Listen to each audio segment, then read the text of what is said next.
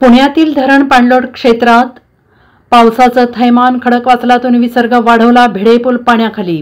पुणे जिल्ह्यात गेल्या काही दिवसांपासून मुसळधार पावसानं थैमान घातलंय आणि यामुळे जिल्ह्यातील धरणसाठ्यात कमालीची वाढ झाली आहे। टेमघर, वरसगाव, पानशेत, खडकवासला या धरण साखळीत 85.59% पाणीसाठा उपलब्ध झालाय। त्यामुळे खडकवासला धरणातून तब्बल 22,880 क्युसेकने पाण्याचा विसर्ग करण्यात येत आहे। पाण्याचा विसर्ग आणखीन वाढल्यास पुन्हा घरात पाणी शिरेल या भीतीने नदीकाठी राहणाऱ्या पुणेकरांची धडधड वाढली आहे। चारही धरणांच्या पाणलोट क्षेत्रात जुलै अखेर दमदार पाऊस होत असल्याने शहराला पिण्याच्या पाण्याची सोय झालेली आहे। मात्र दमदार पावसामुळे पुण्यातील जनजीवन विस्कळीत झाल्याचं चित्र आहे।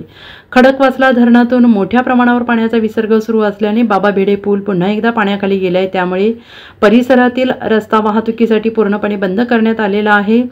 जून महिन्यात पावसाने ओढ दिली होती। जुलै मध्यानंतर दमदार पाऊस बरसलाय आणि धरणांच्या पाणलोट क्षेत्रात पाणीसाठ्यात कमालीची वाढ झालेली आहे।